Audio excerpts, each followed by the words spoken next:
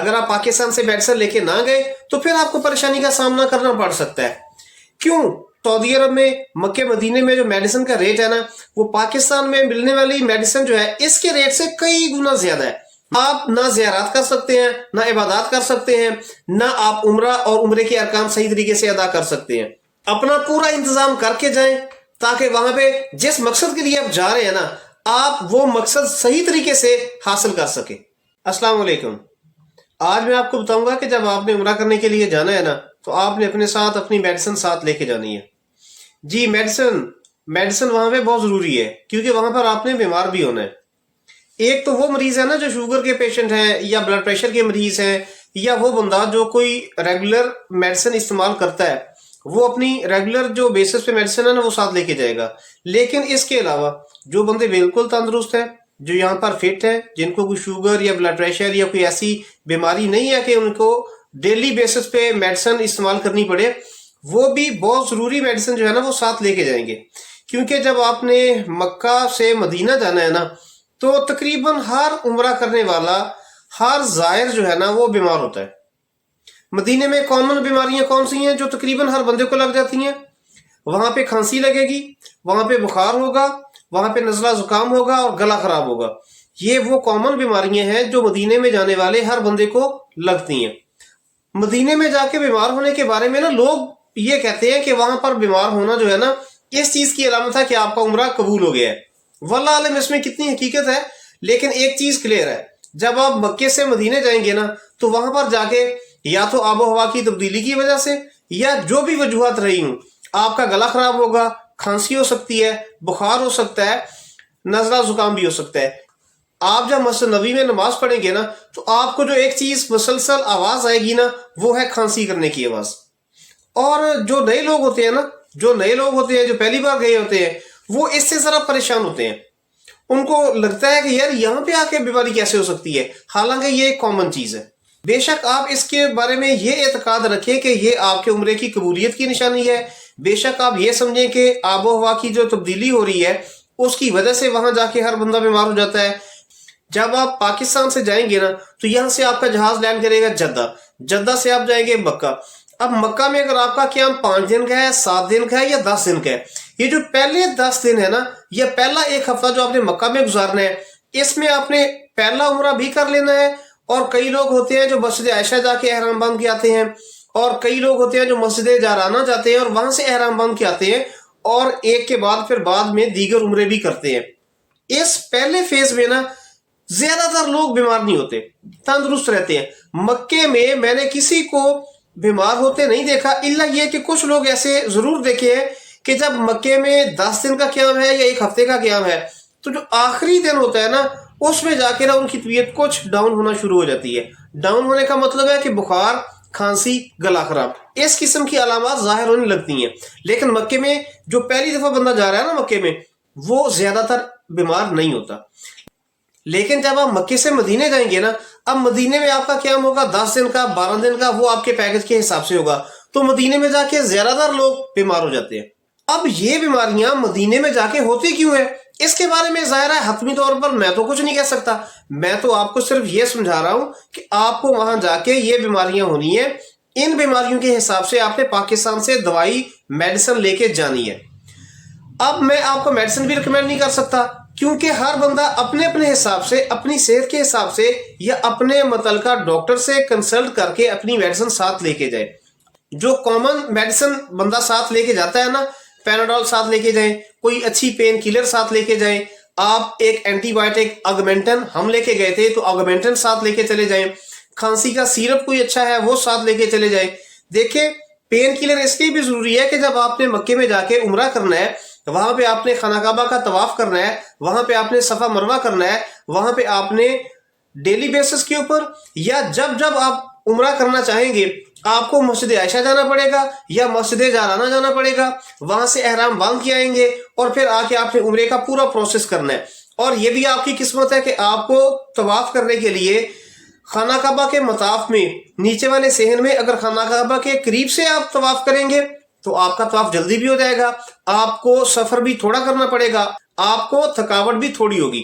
لیکن اگر آپ کو مطاف میں خانہ کعبہ کے قریب نہیں بلکہ دور जगह मिलती है, आप दूर से तवाफ करते हैं तो ये तवाफ के चक्कर भी लंबे हो जाएंगे, और अगर मताफ में नीचे आपको जगह नहीं मिलती तो आप जो तवाफ करने के लिए ऊपर बरामदे बने हुए हैं तो वहां पे अगर आप तवाफ करेंगे तो वहां पे तो लंबा चक्कर होता है, तो इस तरह थकावट भी ज्यादा हो जाती है।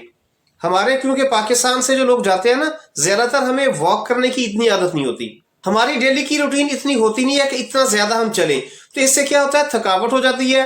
नॉर्मली लोग कहते हैं कि यार टांगों में खलियां पड़ गई हैं, इसलिए भाई कि मसल फटीग होती है, लंबा चलते हैं, ज्यादा चलना पड़ता है। तो एक तो पेन किलर साथ लेके जाए, बुखार के लिए पैराडोल साथ लेके जाए, एंटीबायोटिक के तौर पर ऑगमेंटन ले जाए, या कोई भी वो मेडिसिन जो आपके डॉक्टर रिकमेंड कर दें वो लेके जाएं। खांसी का सिरप अगर आपके घर में कोई इस्तेमाल होता है तो लाजमी ये 2-4 चीजें तो लाजमी लेके जाएं। इसके अलावा आप अपने डॉक्टर से कंसल्ट करें। अगर आप कोई पेशेंट है, शुगर पेशेंट है, आपको थायराइड का मसला है, आपको ब्लड प्रेशर का मसला है, तो उस हिसाब से भी अपनी मेडिसिन रेगुलर बेसिस पे जो आप इस्तेमाल करते हैं ना वो साथ लाजमी लेके जानी है। ज्यादा परेशान और फिक्रमंद होने की जरूरत नहीं है, सिर्फ ये करना है आपने कि एहतियातन अपने साथ मेडिसिन लेके जाएं। और ये बात जहन में बिठा लें, अगर आप पहली बार जा रहे हैं तो मक्के से जब मदीने जाएंगे ना तो बीमार तो आपने होना है। बेशक आप ये समझे कि ये आपके उम्रे की कबूलियत की अलामत है, बेशक आप ये समझे कि बहुत सारे लोगों के साथ आपकी जो मिक्स गैदरिंग हो रही है उसकी वजह से कोई एक दूसरे के ऊपर इफेक्ट हो जाता है तो इससे हो रही है। इसके अलावा इसका एक और पहलू भी हो सकता है। आपको पता है मदीना मुनव्वरा का जो पुराना नाम है वो क्या था, यसरब। अब यसरब के मीनिंग जो हमें यहाँ पे पढ़ाए जाते हैं कि वहां पे वबाई इमराज होते थे, इसलिए इसका नाम ही यसरब पड़ गया। तो जब रसूलुल्लाह सल्लल्लाहु अलैहि वसल्लम ने मक्के से मदीने हिजरत की तो रसूलुल्लाह सल्लल्लाहु अलैहि वसल्लम की हिजरत की बरकत की वजह से और आप सल्लल्लाहु अलैहि वसल्लम की मदीने में मौजूदगी की वजह से यसरब का नाम तब्दील होके मदीनतुल मुनव्वरा पड़ गया। ठीक है, लेकिन मेरा ख्याल है शायद वो यसरब के असरात वहां पे अभी तक है कि जो बंदा पहली बार जाता है तो मदीने की आबो हवा में एडजस्ट होने के लिए उसे खांसी, नजला, जुकाम या बुखार हो जाना कोई आम सी एक बात है, ये कोई परेशानी की बात नहीं है। लेकिन अगर आप पाकिस्तान से मेडिसिन लेके ना गए तो फिर आपको परेशानी का सामना करना पड़ सकता है। क्यों? इसलिए कि वहां पे पाकिस्तान में जैसे मेडिसिन का सिस्टम है ना, जैसे हमारा हेल्थ का निजाम पाकिस्तान में काम करता है, मदीने में ऐसे नहीं होता। मदीने में आपको ऐसे मेडिकल स्टोर या फार्मेसीज नहीं मिलेंगी जो आपको चेक करेंगे और दवाई दे देंगे। आपको बाकायदा डॉक्टर से अपॉइंटमेंट लेके डॉक्टर से चेकअप करवा के प्रेस्क्रिप्शन लेनी पड़ेगी, प्रेस्क्रिप्शन दे के फिर वो फार्मेसी वाले आपको दवाई देंगे।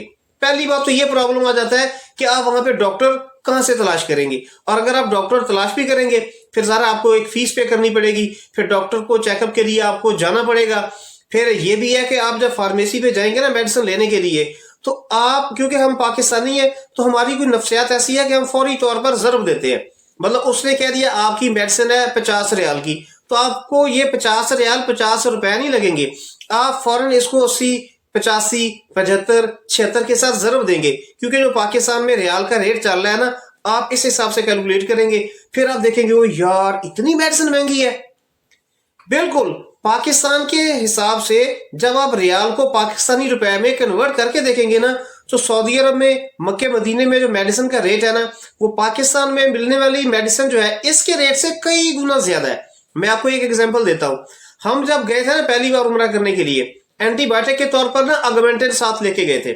ऑगमेंटन उस वक्त पाकिस्तान में कुछ 100-150 की वो डब्बी मिल जाती थी, लेकिन वहां जाके क्योंकि हम 3 लोग थे, बुखार सबको हो गया, हम ऑगमेंटन थोड़ी लेके गए थे, तो पाकिस्तान में क्योंकि हमारी बहन और भाई डॉक्टर है तो उनसे पूछा, उन्होंने कहा ऑगमेंटन ले ले। मैं वहां पे फार्मेसी पे गया ऑगमेंटन लेने के लिए। पहली बात तो ये कि कोई बंदा इस तरह एंटीबायोटिक या मेडिसिन बगैर डॉक्टर की प्रेस्क्रिप्शन के देने के लिए तैयार ही नहीं था।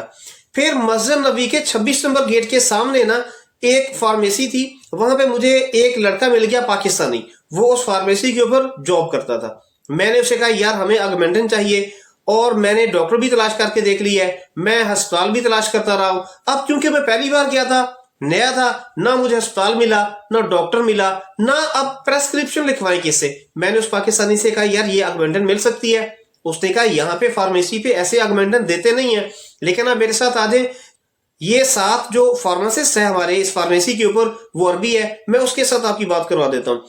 उस भाई ने, वो जो पाकिस्तानी लड़का था, उसने मेरी उस अरबी फार्मासिस्ट के साथ बात करवाई, उसको मसला समझाया, तो वो एग्री तो हो गया कि ठीक है यार, एगमेंटन, अगर पाकिस्तान वाली एगमेंटन मैंने दिखाई कि यार ये एगमेंटन चाहिए, अब उसने कहा ठीक है दे दे। आप बिलीव करें, पाकिस्तान में जो एगमेंटन की डब्बी उस वक्त हमें 100-150 की मिली थी, सऊदी अरब में मदीने में जब मैंने वो एगमेंटन की डब्बी ली ना, तो मैंने भी सारा पाकिस्तानी हूं, तो जरब जब देके देखा तो पाकिस्तान के हिसाब से वो एगमेंटन की डब्बी वहां पे हमें 1800 रुपए की मिल रही थी। हमने सारा ली, लेकिन दिल में ना एक फिर वो तकलीफ सी होती है कि यार ये चीज पाकिस्तान में तो 150 रुपए की मिलती है और यहाँ पे हमें इसके बदले में जो रियाल देने पड़े हैं उसका तो 1800 रुपया बनता है। इसलिए आप किसी भी मुश्किल से बचने के लिए आप वहां पे अस्पताल कहां तलाश करते फिरेंगे, आप वहां पे डॉक्टर की तलाश पे मारे मारे फिरने से बचने के लिए, आप प्रेस्क्रिप्शन लिखवाने की मोहताजी से बचने के लिए ऐसा करें, जितने आपके ग्रुप में बंदे हैं, जो आपके साथ आपके वालिदैन हैं, बीवी बच्चे, जितने आप अफराद हैं, उसके हिसाब से पाकिस्तान से मेडिसिन लेके जाएं। मैं आपको बता रहा हूं 3-4 कॉमन मेडिसिन जो मैं लेके गया था, ऑगमेंटन एंटीबायोटिक लेके गए थे, पैनाडोल लेके गए थे, और बुखार के लिए कोई सिरप साथ रख ले, और खांसी के लिए भी कोई सिरप साथ रख ले। ये 2-3 चीजें हैं, इससे ज्यादा आपको जरूरत भी नहीं पड़ेगी। लेकिन क्वांटिटी के हिसाब से आपने जरूर इतनी लेके जानी है कि अगर 4 बंदे आप हैं तो ये बिलीव कर ले कि 4 के 4 बंदों को बुखार भी होगा, खांसी भी होगी, गला खराब भी होगा। उस सब के हिसाब से आपने मेडिसिन अपनी पाकिस्तान से परचेज करके लेके जानी है। वहां पे परचेज कर सकते हैं, लेकिन वो मसाइल जो मैंने आपको बताए हैं फिर फेस करने पड़ेंगे। और अगर आपको डॉक्टर भी मिल गया, चेकअप भी हो गया, प्रेस्क्रिप्शन भी आपको मिल गई, तो फिर आपने पाकिस्तान के हिसाब से वहां पे रेट के फर्क को देख के परेशान होना है। मेरा ये ख्याल है कि इन सारी परेशानियों से बचने का एक आसान तरीका, चुप करके पाकिस्तान में अपने डॉक्टर से मशवरा करें, चुप करके पाकिस्तान में किसी अच्छी फार्मेसी पे जाएं, किसी अच्छी फार्मासिस्ट या जिससे भी आप मेडिसिन लेते हैं। ज़ाहिरा हर बंदा बीमार होता है, दवाई लेता है, तो जिस बंदे से आप दवाई लेते हैं ना, तो उससे आप पूछ भी लें, मशवरा भी कर लें और मेडिसिन भी ले लें। उसे बताएं कि इतने दिन के लिए हमने जाना है, इतने बंदे हमारे साथ हैं, उस हिसाब से मेडिसिन लें। मेडिसिन अगर एक्स्ट्रा बच जाएगी ना, कोई मसला नहीं, वहां पे कई सारे पाकिस्तानी ऐसे भी आपको मिल जाएंगे जिनके पास मेडिसिन नहीं होगी। आप वहां पे किसी दूसरे को मेडिसिन दे भी सकते हैं, नहीं भी देंगे मेडिसिन वापस आ जाएगी, नो प्रॉब्लम। लेकिन अगर वहां पे आपके पास मेडिसिन ना हुई, आप उम्रा भी सही तरीके से नहीं कर सकेंगे, आप ज़ियारात भी सही तरीके से नहीं कर सकेंगे। ज़ाहिरा खांसी भी आ रही है ना, बुखार भी अगर है, या आपकी बॉडी में बहुत ज्यादा थकावट भी है, तो आप ना ज़ियारात कर सकते हैं, ना इबादत कर सकते हैं, ना आप उम्रा और उम्रे के अरकान सही तरीके से अदा कर सकते हैं। इसलिए अपना पूरा इंतजाम करके जाएं, ताकि वहां पे जिस मकसद के लिए आप जा रहे हैं ना, आप वो मकसद सही तरीके से हासिल कर सके। मेरा नाम आसिफ है, मिलते हैं इंशाल्लाह नेक्स्ट व्लॉग में। अस्सलाम वालेकुम। पाकिस्तान जिंदाबाद।